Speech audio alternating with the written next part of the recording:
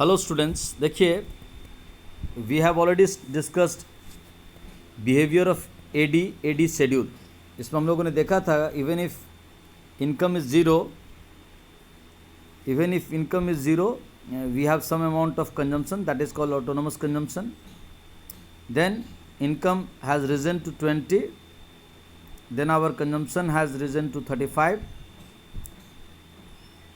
income 40, consumption 40 total, so no saving, both are equal. Income 60, consumption 45, there is some amount of saving. 80, 50 savings, 100 55 savings, 120 67। इसी को graphically अगर aggregate demand curve क्या है, what is AD curve? AD curve is the graphical representation of AD schedule.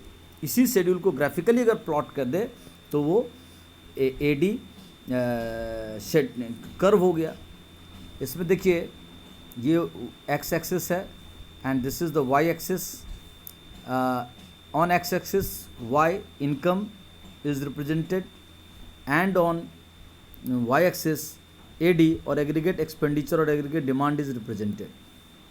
तो what we see, चलिए सबसे पहले अगर हम लोग इनकम के ग्राफ को देखते हैं। पहले इनकम का ग्राफ क्या है, ये जीरो से स्टार्ट हो रहा है और इक्वल डिस्टेंस मेंटेन कर रहे हैं एक्स और वाई एक्सिस, एकदम बीच में एग्जैक्ट इसका स्लोप है 45 डिग्री लाइन पर। आपको पता है कि एक्स और वाई एक्सिस के बीच में टोटल 90 डिग्री का लाइन बनता है, तो 45 डिग्री का मतलब हो गया एकदम मिडिल से जाना। ओके, तो खैर ये उतना वाइटल नहीं है आपके लिए। ये ज़रूरी है कि इनकम का ग्राफ जीरो से स्टार्ट हो रहा और धीरे धीरे ये ऊपर बढ़ता गया। ये कैसे बढ़ा होगा, ये इसको प्लॉटिंग किए होंगे 0 20 40 60 80 100 120, इसको प्लॉट करेंगे तो ये ग्राफ पे सारे पॉइंट्स को मिला देने के बाद ये ग्राफ बन गया।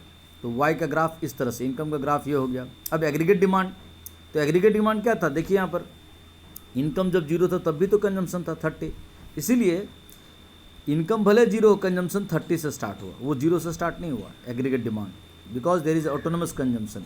क्यों? क्योंकि जब भी हमारा इनकम जीरो हो फिर भी हम कुछ अमाउंट कंज्यूम करते हैं, निगेटिव सेविंग, बोरोइंग्स करके, कर्जा लेकर के, जो भी हो। तो ये कंजम्पशंस का ग्राफ क्या क्या था, 30 35 40 45 50 55 60, इसके इस वेरिएबल्स को अगर प्लॉट करेंगे तो ये प्लॉटिंग करने से ये ग्राफ बना, ये हो गया एडी कर्व। तो आप देख रहे हो एडी कर्व और वाई कर्व, इनकम ग्राफ एक दूसरे को इंटरसेक्ट कर रहे हैं पॉइंट ई पे। ये पॉइंट वो जगह है जब ये 40 और 40 था, इनकम भी 40 और एडी भी 40, यानी जब इनकम और कंजम्पशन दोनों सेम रहेंगे तभी वो एक दूसरे को इंटरसेक्ट करेंगे, कॉमन सोल्यूशन पॉइंट। ओके, तो इससे नीचे वाला ये जो स्थिति है ये निगेटिव सेविंग्स का था दौर, कर्जा लेना पड़ रहा था, बोरिंग्स लेकर के इकोनॉमी के लोग अपने नीड्स को फुलफिल कर रहे थे। यहाँ पे आकर के इकोनॉमी में consumption is equal to income हो गया और उसके बाद income is more than consumption, so there is saving. Okay, ये हिस्सा दिखा रहा है सेविंग्स को, ठीक है।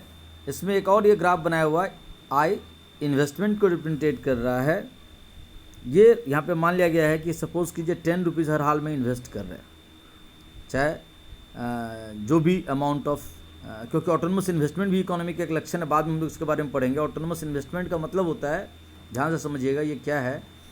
ऑटोनोमस इन्वेस्टमेंट का मतलब होता है कि भले इकोनॉमी में लोगों को इनकम नहीं हो फिर भी गवर्नमेंट दूसरे देशों से मदद लेके, कर्जा लेकर के, या सरकार कुछ ना कुछ इन्वेस्टमेंट का काम करते रहती है इकोनॉमी में, सड़क, बिजली, पानी एक्सेट्रा इंफ्रास्ट्रक्चर पे काम कर, फैक्ट्री बैठाने का काम करते रहती है, या लोग बिजनेस करते रहते हैं। तो ये इन्वेस्टमेंट 10 मान लिया गया कि हर इनकम चाहे जो भी बढ़े वो 10 से ही हमेशा बढ़ेगा, इसलिए इसका graph parallel to X axis है। ओके, इसमें क्या दिखा रहा, 45 degree line indicates the level of Y as shown on the X axis, मतलब ये 45 डिग्री लाइन बता रहा है कि हमारा इनकम लेवल क्या है, ये एक्स एक्सिस पे 20 20 60 40 60 80 100 120।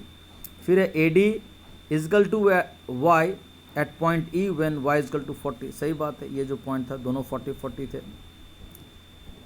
Prior to it A D was greater than Y, मतलब इससे पहले का ये जो स्थिति है this is because of the impact of minimum level of AD, क्योंकि कंजम्पशंस जरूरी था पूरी इकोनॉमी में, भले इनकम हो ना हो, इसीलिए ये जो फेज़ था उसमें consumption is more then income, so there is negative savings.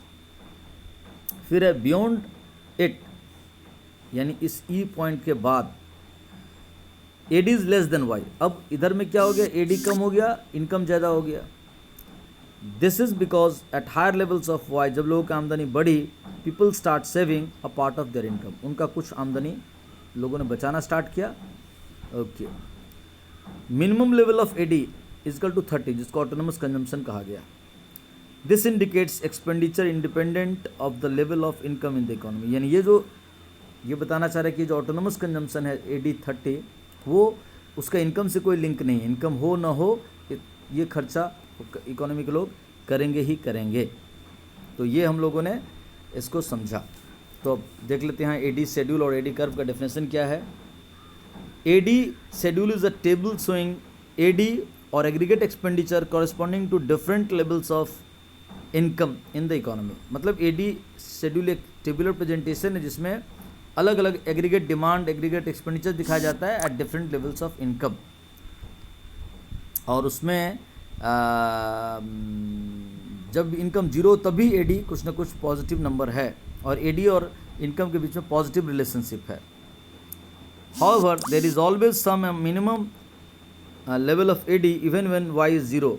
Eight higher levels of Y AD lags behind because people start saving. मतलब कहना चाह रहा है कि भले इनकम जीरो हो, लोग कुछ ना कुछ कंजम्पशन करेंगे जिसे एग्रीगेट ऑटोनमस कंजम्पशन कहेंगे, और जैसे जैसे लोगों का इनकम बढ़ता है लोग सेविंग स्टार्ट करते हैं, क्योंकि कंजम्पशन में एक सैचुरेशन आता है।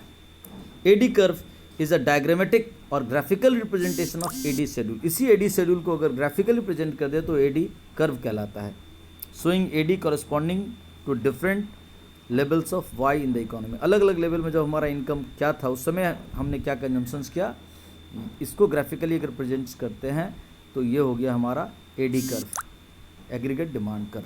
तो एडी कर्व समझ गए? ठीक है जी, थैंक यू।